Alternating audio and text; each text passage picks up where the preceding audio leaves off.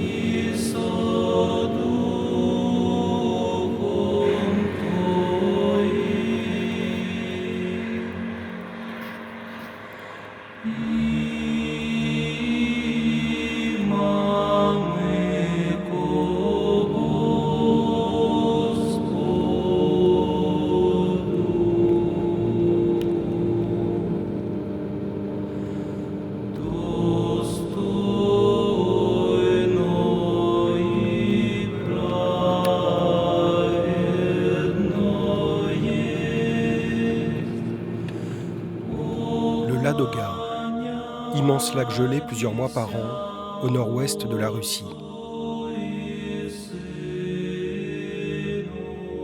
Le voyage qui m'amène ici a commencé il y a une vingtaine d'années. Ma quête spirituelle m'avait alors conduit dans un monastère orthodoxe, en Angleterre. Dans la lumière des cierges, reflétée sur les icônes, je découvrais, émerveillé, un monde inconnu. Une spiritualité d'une profondeur et d'une beauté inouïe, puisant ses racines dans les plus antiques traditions chrétiennes.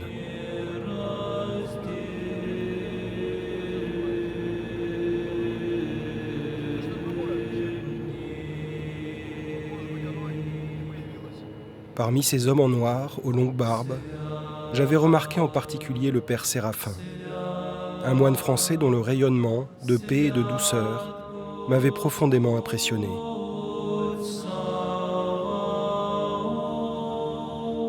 Au fil des années, son souvenir a nourri mon admiration grandissante pour l'orthodoxie. Après 70 ans d'éclipse sous le régime communiste, cette foi orthodoxe renaît de façon spectaculaire en Russie. J'ai décidé d'aller à sa rencontre. Si j'ai choisi le monastère de l'île de Valam, c'est qu'en plus de son immense réputation en Russie, j'y ai retrouvé la trace du père Séraphin, que j'espère revoir.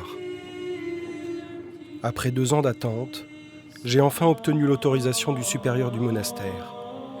Il accepte que je vienne, avec ma caméra, filmer la vie de ces moines.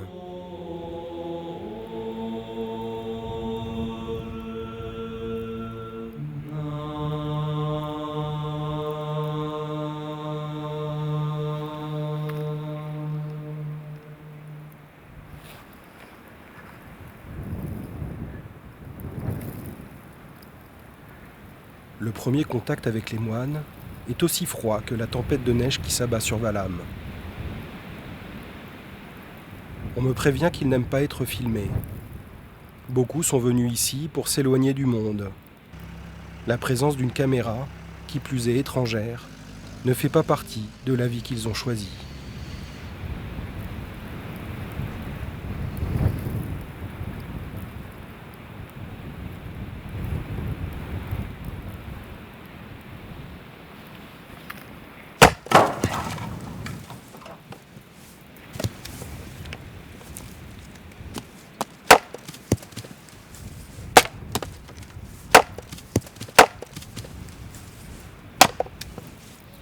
Ce n'est qu'une fois la tempête apaisée que j'ai mon premier contact avec Pavel, un novice, qui accepte que je l'accompagne. Comme chaque moine, il a une tâche précise fixée par son père spirituel. Lui est responsable du chauffage de l'église principale du monastère.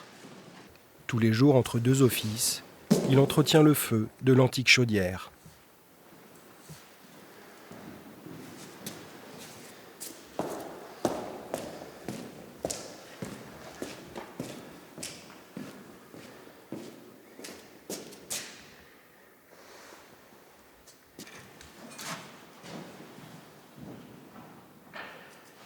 я послушник Павел, вот, являюсь насельником этого монастыря. Вот. Мне 42 года, вот, и 2 года я нахожусь здесь, на Валааме, уже 2 года я здесь. Вот.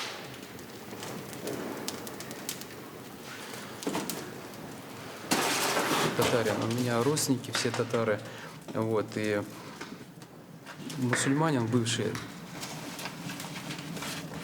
Это первое, это когда человек задается вопросом. Меня вот этот вопрос, он и привел меня вот в православную веру. Подвязаюсь, спасаюсь, вот, пытаюсь молиться, трудиться, вот, во славу Божию.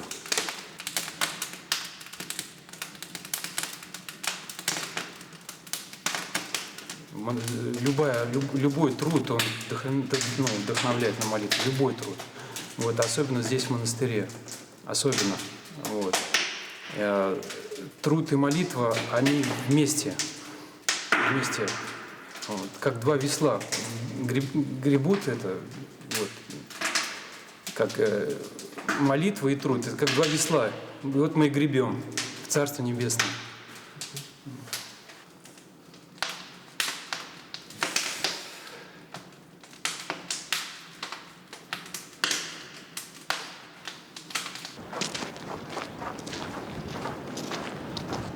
Ну вот Успенский еще храм у нас, вот он Успенский.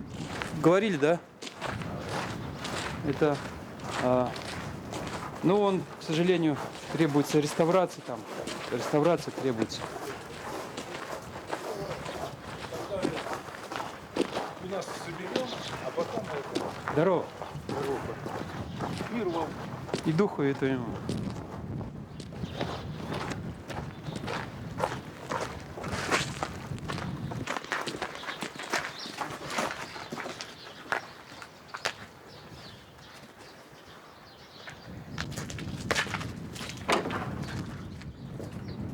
Защите Господа и утвердитесь, в защите лица Его выну, помяните чудеса Его, яже сотвори чудеса Его, и судьбы уст Его, семя Авраамля раби Его, сынове Иаковле избрание Его, животное мало с великими, там у корабли приплаваю, змеи сей Его же создалось, ругайтесь Ему, всяк тебе чаю дать и пищу. Dans cette chapelle, consacrée à la Vierge de Valaam, les moines se relaient pour une prière perpétuelle des psaumes, nuit et jour. Une prière pratiquement ininterrompue depuis la fondation du monastère, que la tradition fait remonter au XIe siècle.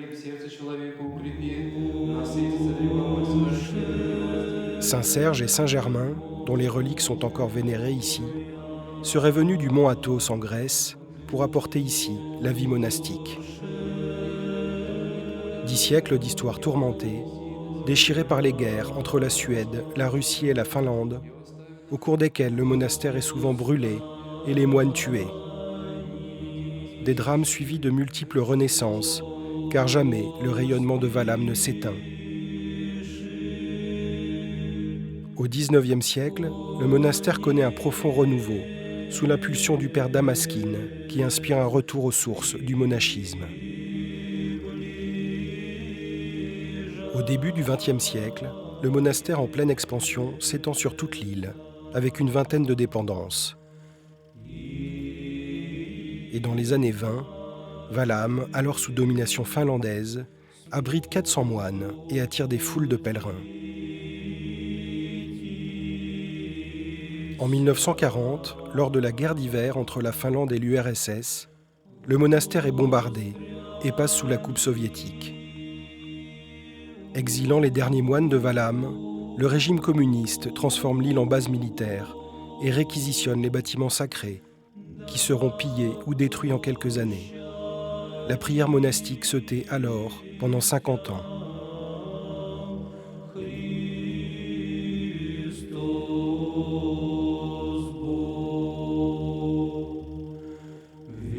Le 14 décembre 1989, un bateau accoste à Valaam avec 6 moines à son bord. Ils ont l'immense tâche de faire renaître sur cette île, où vivent quelques centaines de personnes, une vie monastique qu'on a voulu éradiquer et dont le fil a été brisé. Très vite, attirés par le rayonnement spirituel du lieu, les vocations affluent à nouveau et les moines se lancent dans un ambitieux chantier de reconstruction. Aujourd'hui, 23 ans plus tard, près de 150 moines vivent au monastère principal, mais aussi dans les skythes, de grands ermitages disséminés dans la nature tout autour. Leur vie quotidienne est rythmée par le typikon, une règle monastique héritée du mont Athos, qui alterne prière et travail tout au long du jour.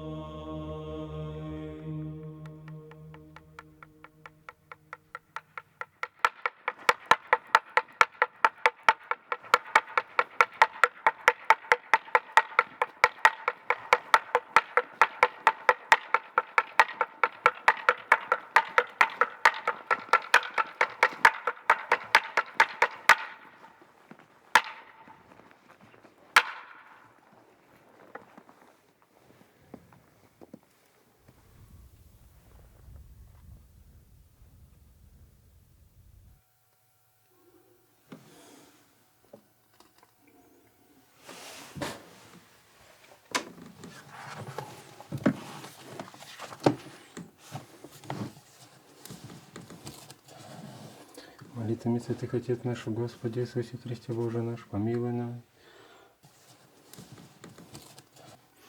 Господня земля, исполнение вселенной, все живущие на ней.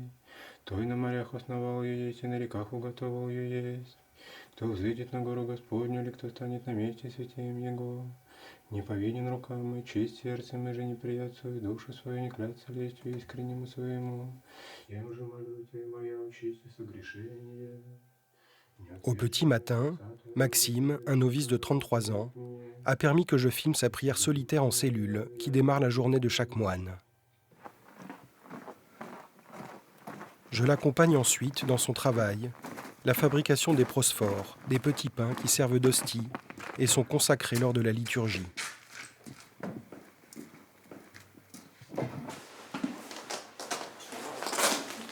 Comme beaucoup de novices, Maxime a eu un parcours mouvementé vers l'orthodoxie. Passé par l'athéisme, puis par l'ésotérisme, sa quête spirituelle l'a conduit à Valham, à l'invitation d'un ami.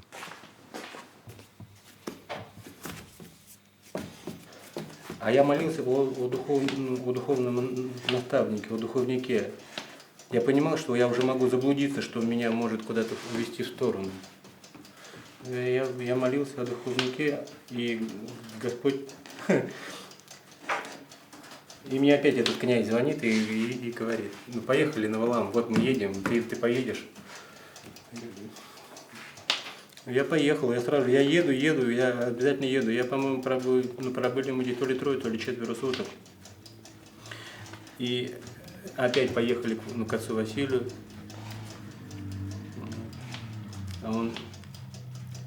А я ему опять же вопросов никаких не говорю. Я сижу, я счастлив, я доволен, меня все устраивает.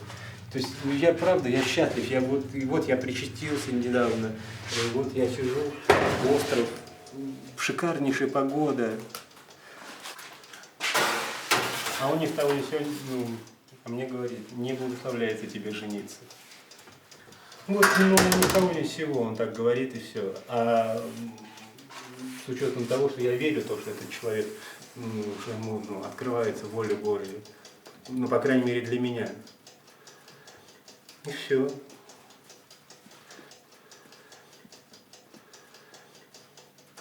И на зимнюю сессию поехал сюда, но я уже знал, что я уже еду в одну сторону.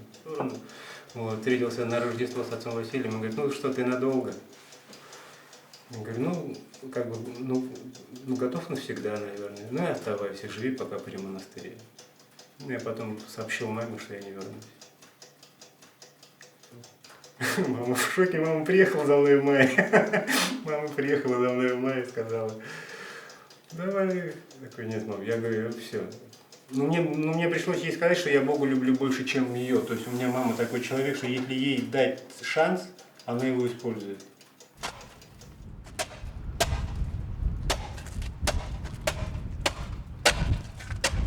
Cette obéissance aveugle au père spirituel a quelque chose d'un peu choquant pour l'occidental pétri de rationalisme que je suis. Mais la sincérité presque naïve de Maxime me touche.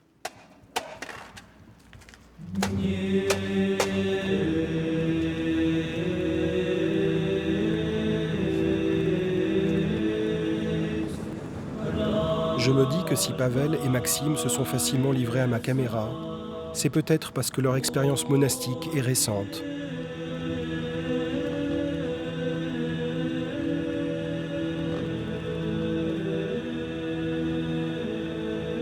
Pour entendre le témoignage d'un moine plus ancien, on m'envoie un peu plus loin sur l'île, au skite de Saint-Vladimir, qui vient juste d'être terminé et symbolise la renaissance de Valam.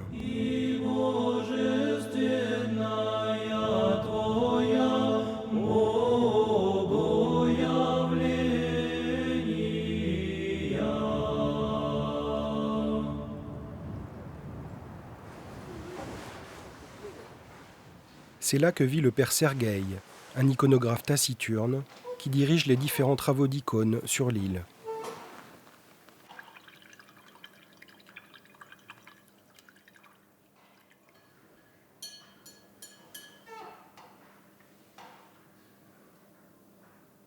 Ну, я иеромонах Сергий. Ну, это долго рассказывать. Ну, в общем, стал верующим я не с детства верил, конечно, в Бога, а где-то вот после 30 лет стал читать Евангелие и духовную литературу, поверил в Бога, крестился. Ну вот потом стал регулярно на богослужение ходить там в своем городе, в храм. И года через 2 решил поехать в монастырь, какой-нибудь посмотреть, как там живут. И поучиться иконописи, кстати, да. Ну, для меня это, во-первых, послушание, ну, а так, конечно, творческая работа. Ну, сложно вообще-то тут это, технология, все по старинным технологиям мы делаем, и доски готовим, или вкасим. Там и краски все, как там в 15 и в 12 веке, растираем сами на яичной эмульсии.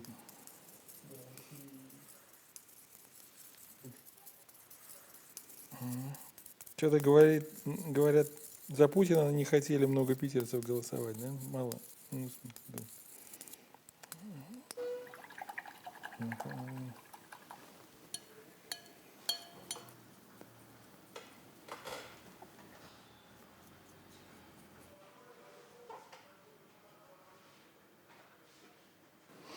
Ну, икона — это священный предмет. Потом это не просто изображение, она же освящается и становится священным предметом. И даже богословы некоторые говорят, что она передает энергию первообраза. Ну, то есть, кому посвящена икона, через нее действует энергия этого первообраза. То есть можно, как помогает обращаться к Богу и к святым в молитве. Ну, вообще в монастыре у нас и есть правила молитвенные. Ну и во время послушания, во время написания стараемся молиться Богу или святому, ну и святому, которого pишем.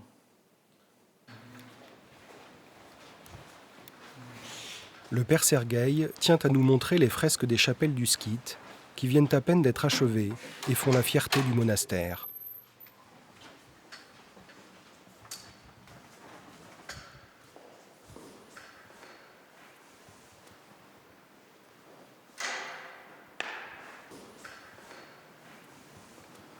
Не, ну, во-первых, иконы мы не сами придумываем, какие написать, а нам только по заказам.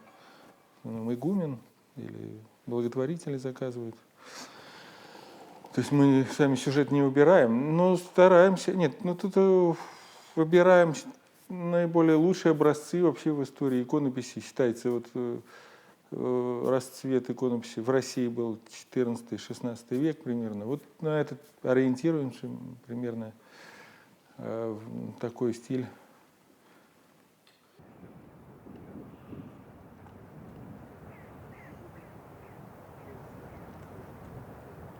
Non loin de là, ma découverte de l'île m'emmène à la ferme du monastère, où je rencontre un personnage original.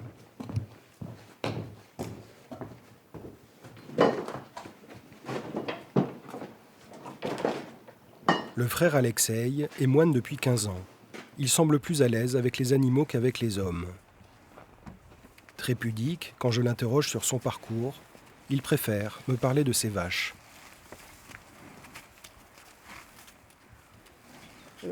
Коровы очень интересны, если им дать больше свободы. Если им дать больше свободы и наблюдать за ними, коровы становятся очень интересными животными.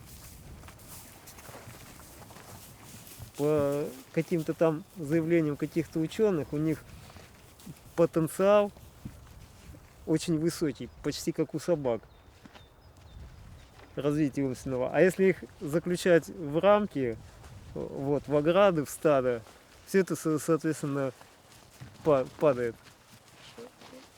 Так же, как и в человеческом обществе. То есть, чем больше промышленности, тем они становятся менее интересны. Вот и все. Это, конечно, все изменилось. Изменилось очень сильно. Ну, тогда так, здесь было такое место, такое ощущение отдаленности такой от цивилизации. Ну, даже на этой же ферме. Вот. Бывало, что вот этих проводов, скажем, не было, да.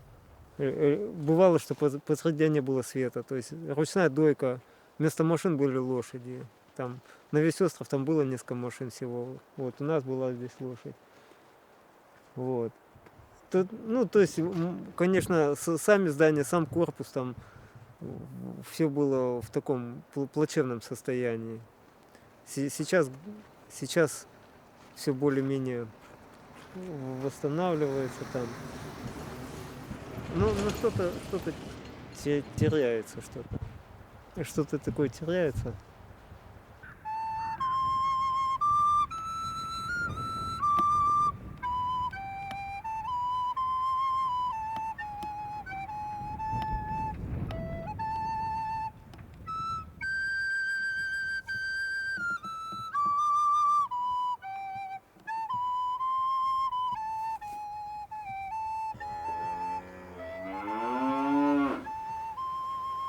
Les produits de la ferme où travaille Alexei approvisionnent les cuisines du monastère principal. Tout au long du jour, des frères s'activent pour préparer les légumes et céréales qui font l'essentiel de l'alimentation des moines, car aucune viande n'est consommée ici.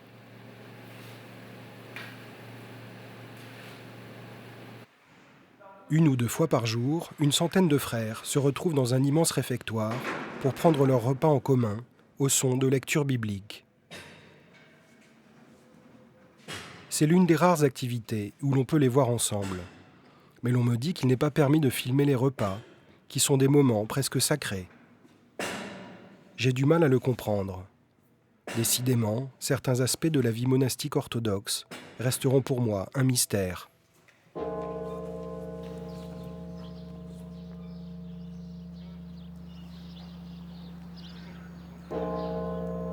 À l'heure de l'office du soir, j'espère enfin voir la communauté réunie et peut-être le visage du Père Séraphin. Depuis mon arrivée il y a plusieurs jours, je demande à le rencontrer, mais les réponses sont toujours évasives.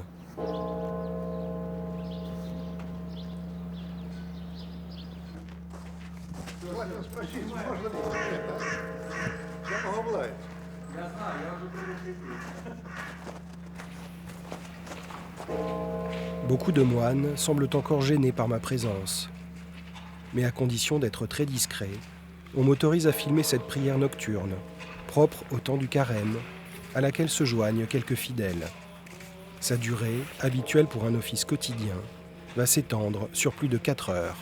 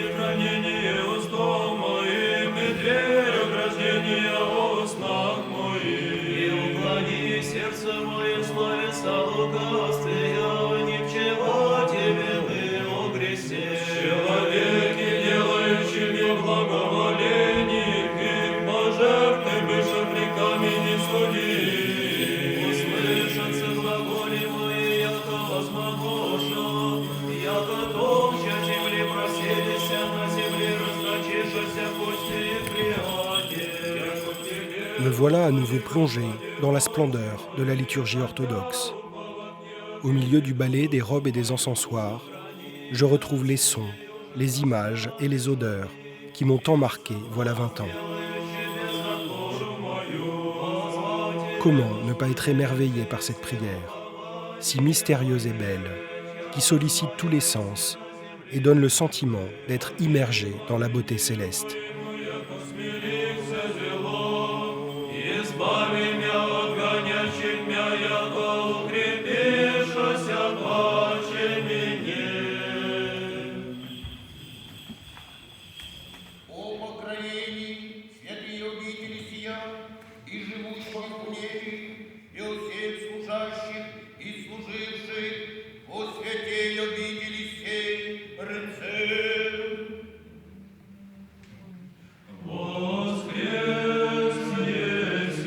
En quelques années, les moines de Vallam ont redonné vie à ce qu'on appelle le znameni, un magnifique chant sacré aux sonorités particulières propres à Vallam. Ce chant s'était perdu depuis des années, mais les moines enregistrent aujourd'hui des disques qui ont un rayonnement mondial.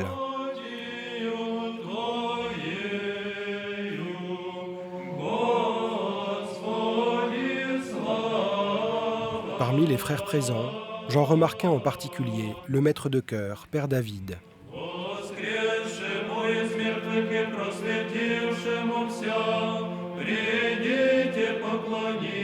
Ce grand moine aux allures aristocratiques accepte de me rencontrer pour me parler de la renaissance du chant de Vallam.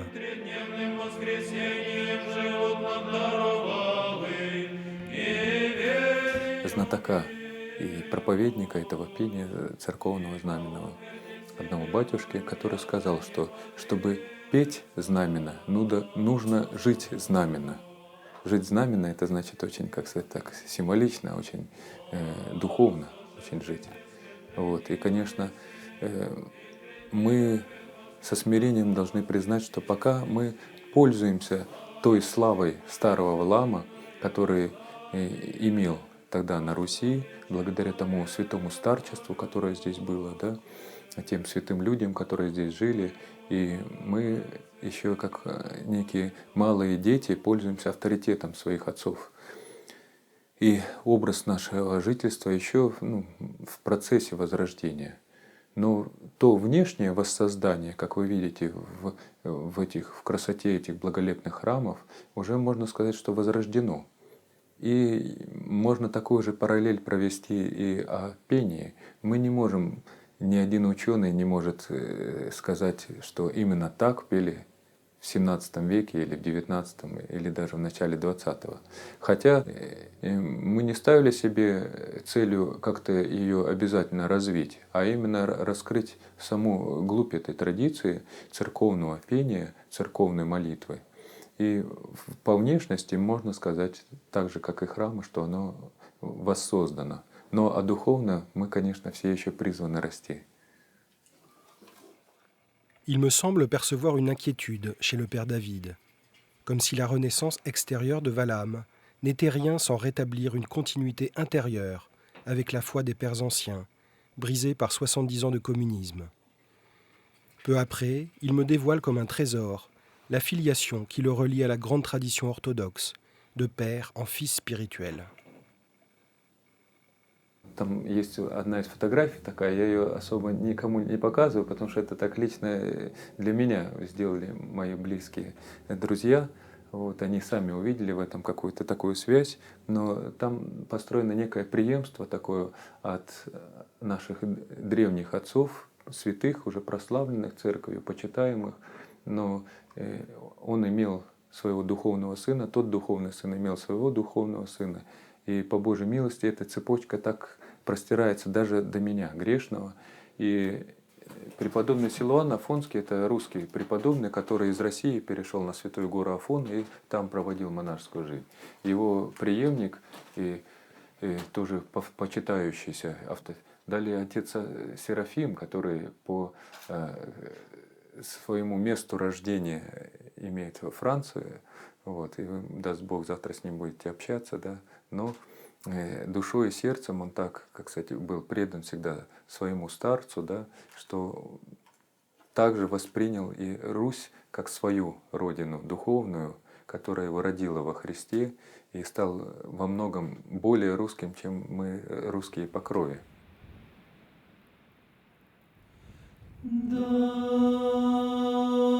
Quelle surprise de revoir le visage du père Séraphin sur ces photos.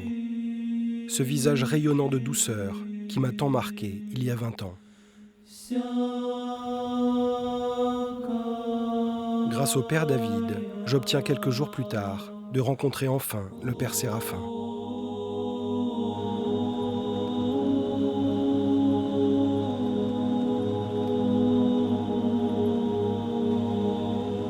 On m'emmène au skite de Notre-Dame de Smolensk, retiré en pleine nature, où il m'attend.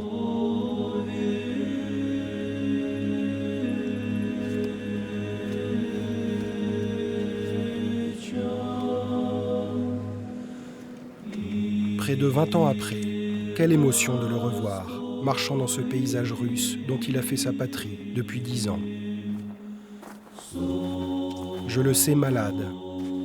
Son visage a changé, il semble douloureux, épuisé, comme portant le poids du monde.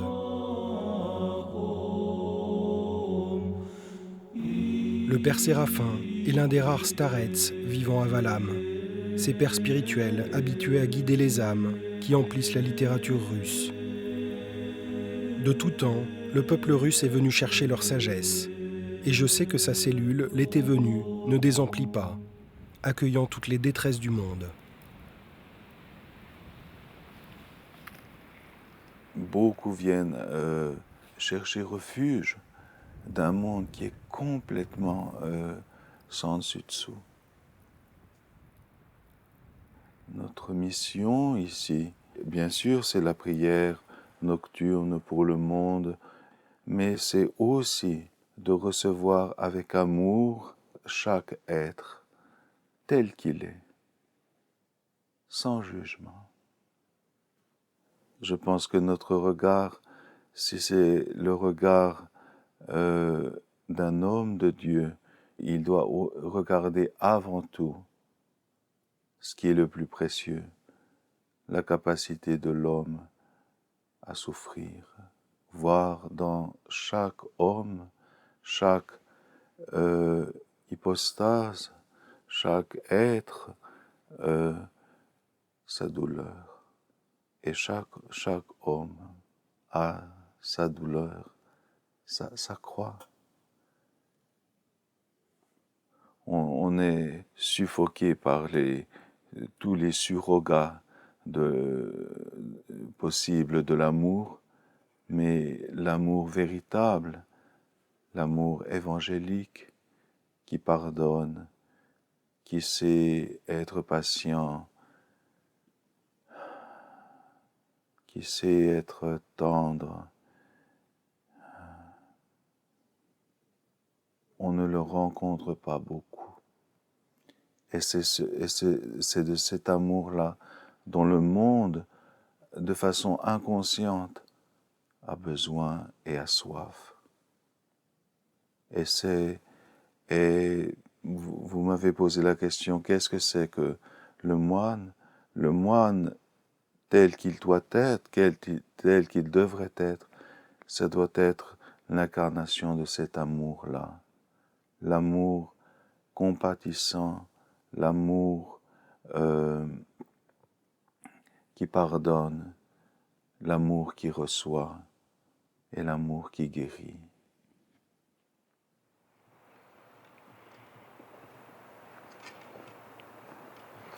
Après 1 heure, avec le père Séraphin, il me fait comprendre que je dois le laisser. J'apprendrai plus tard que l'entretien l'a épuisé. Dans ces paroles qui m'ont profondément touché, j'ai retrouvé la même lumière qu'il y a 20 ans. Elle semble contenir tout le trésor de la foi chrétienne, et je comprends qu'on vienne parfois de très loin pour le rencontrer.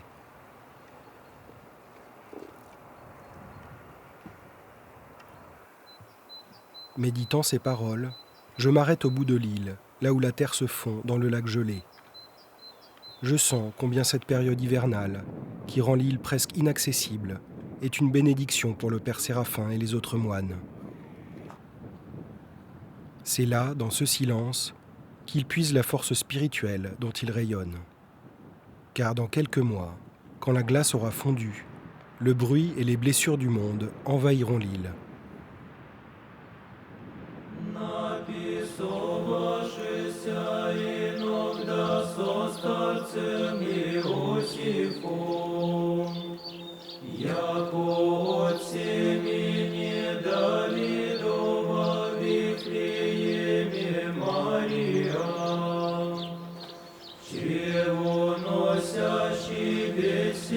Le printemps venu, Valham change de visage.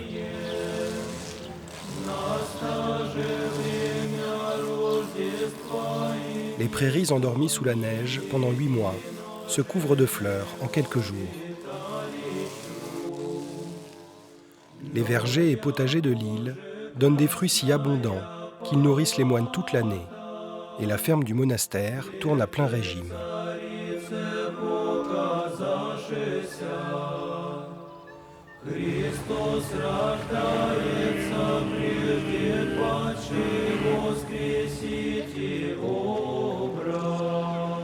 De gros bateaux accostent l'un après l'autre, déversant leurs occupants sur l'île.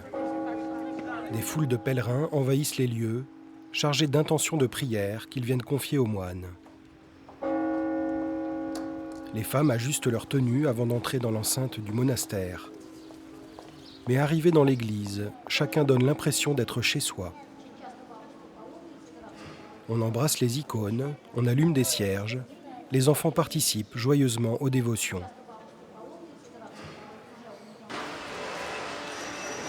L'église, en pleine rénovation, est maintenant entièrement couverte d'échafaudages, et le silence de l'île est brouillé par le bruit des machines.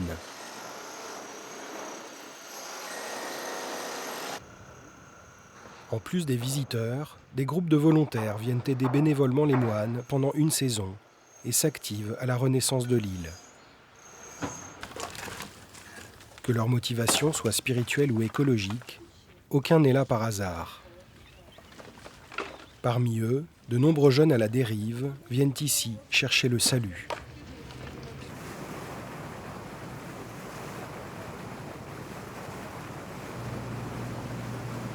Ce matin-là, un moine emmène un groupe de ses volontaires en excursion sur les îles alentours, à la découverte des skythes. Sur le bateau, je fais la connaissance d'Elena, avec qui je sympathise. Elle me raconte comment elle est arrivée à Valham il y a déjà plusieurs mois. For me, it was maybe a hard situation, or maybe situation with no end. And I was trying to find some way out, and started to looking for something like this. Something that could give me some spiritual experience and something new, maybe. And I'm starting to looking for myself in such a place near the monastery to walk, to be close to the monastery. And I found this in internet.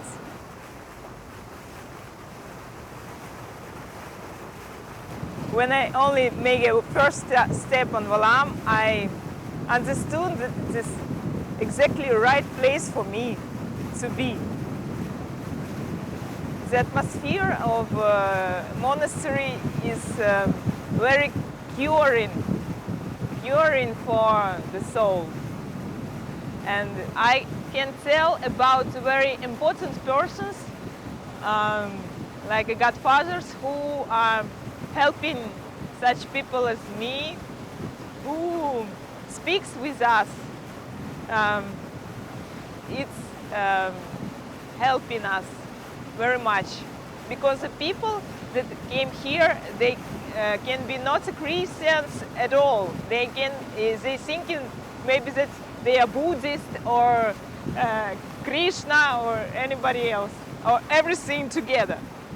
It's a simple situation now at time, because people sometimes don't know even who they are. And during these sessions, when we speak with the Father, we start to understand, yes, we are Christians. Because he given us, he's very passionate about his religion, and he shares it with us. And he's very important in our way to become a Christian, to understand what's happening with us, with the world, with everything.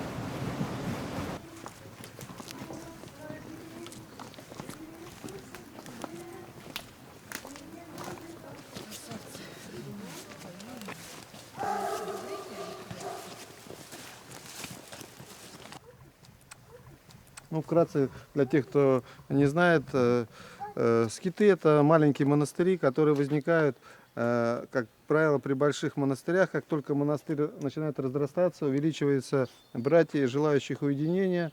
Обычно игумены монастырей в отдалении от центрального монастыря организовывают скиты, в которых ограничен доступ паломников на этих скитах. Pendant que le moine continue sa visite, je parcours la nature sublime de Valham, qui a inspiré des générations de peintres et de poètes. La contemplation de la beauté naturelle a toujours inspiré la vie des saints orthodoxes, pour qui un cœur en paix avec Dieu est en paix avec toute la création.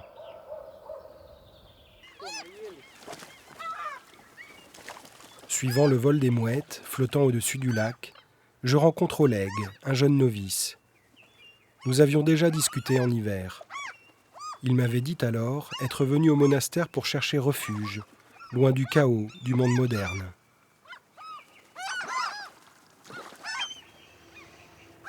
Скорее такой беззаботности. Время беззаботности напоминает такое, что никаких забот нет.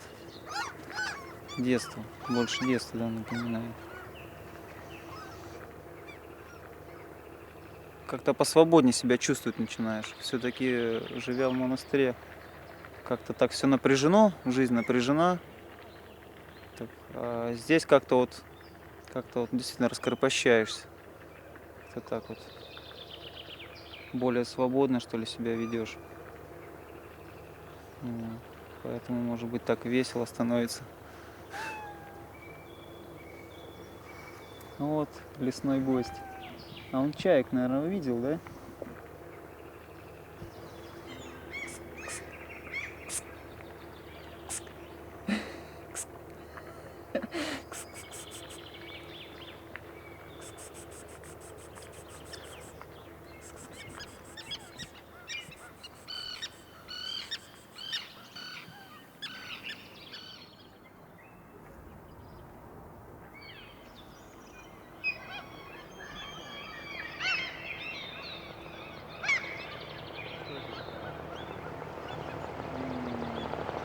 Это, скорее всего, с паломниками или туристически. Все-таки здесь тоже такой, как заповедник считается, как бы природа здесь красивая, поэтому люди приезжают сюда. Сейчас вот вроде группы никакой нет.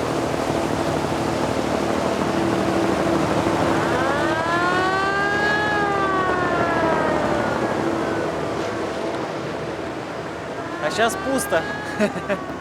Пусто. Никого нет.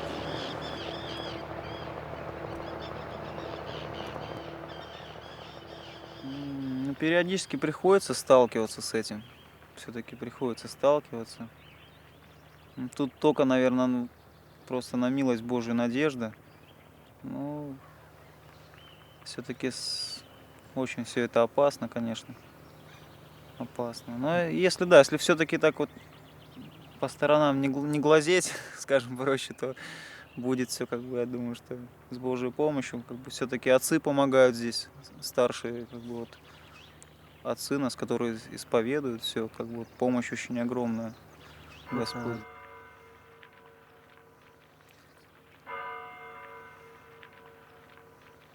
Интересно, колокол бьет.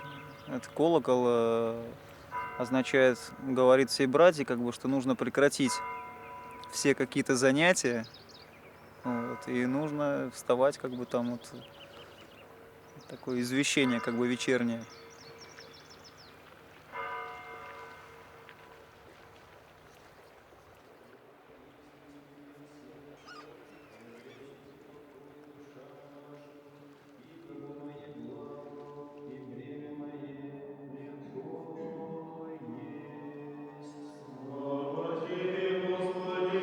Quelques jours plus tard, je retrouve Oleg pour la prière des Molébènes, un office quotidien sur les tombeaux de Saint-Serge et Germain, antiques fondateurs du monastère.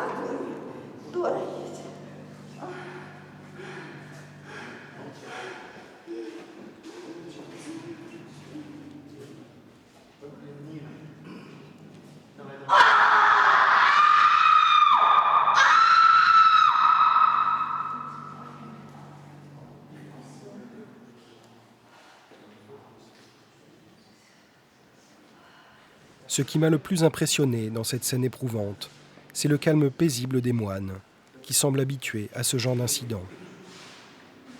Pour eux, il est normal que la force spirituelle du monastère attire des personnes en proie à des tourments de toutes sortes, qui viennent chercher ici la libération, la guérison et la paix. C'est le cas de cette femme que j'ai revue quelques jours plus tard et qui m'a dit être venue sur l'île pour être libérée d'une emprise démoniaque qui l'oppressait depuis des années.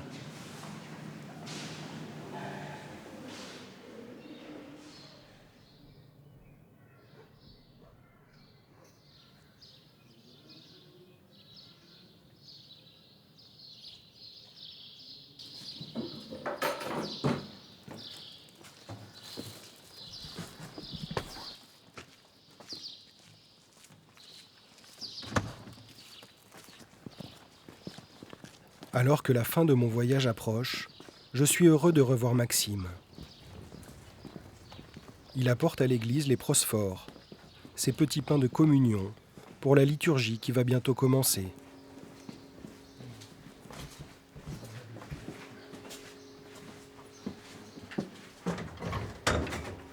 Aujourd'hui, Valam s'apprête à célébrer la grande fête de la Trinité.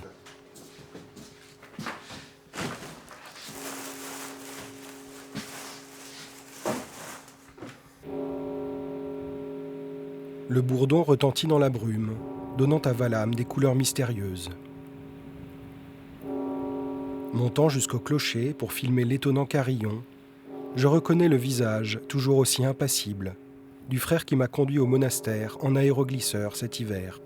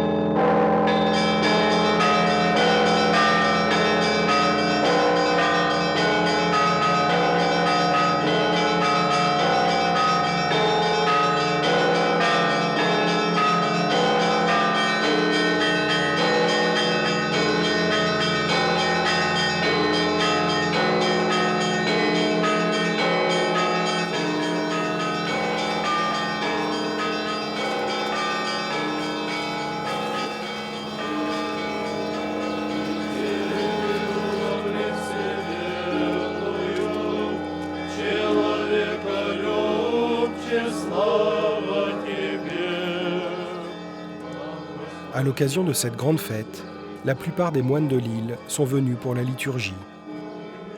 Pendant la longue procession, je les vois enfin tous ensemble pour la première fois.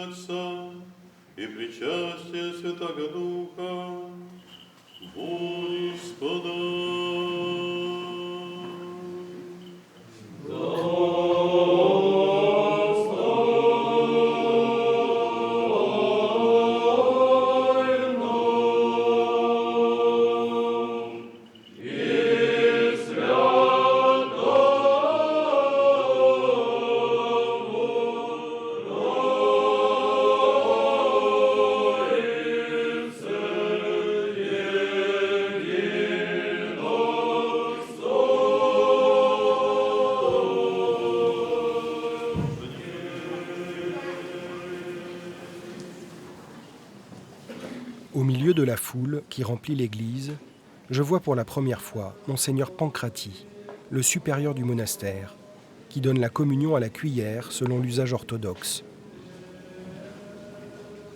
Ce personnage hiératique dégage une forte impression d'autorité spirituelle.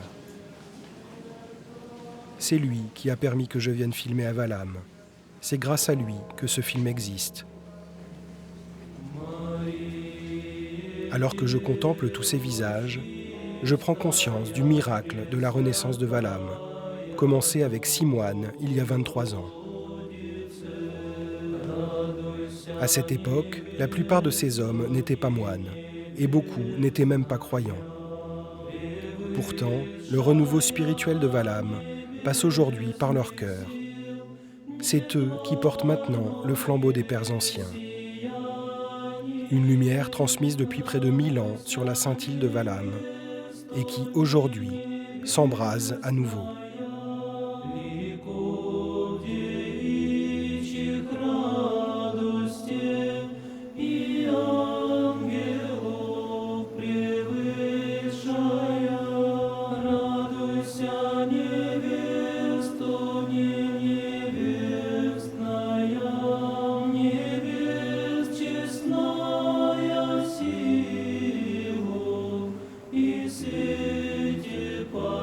Всех свету, радуйся, не